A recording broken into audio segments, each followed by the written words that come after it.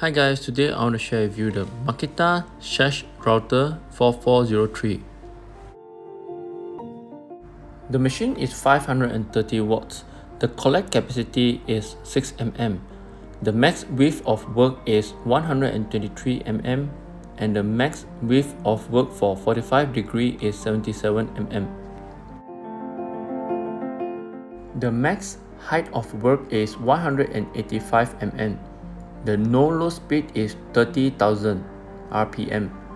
The dimension is 327 mm times 350 mm times 355 mm.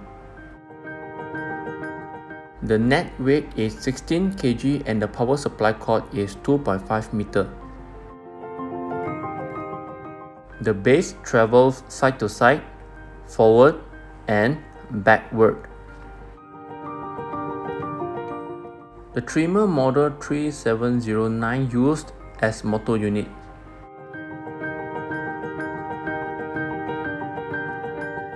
The standard equipment will be collet cone, drill point sash router bit, angle gauge, wrench and oil supply.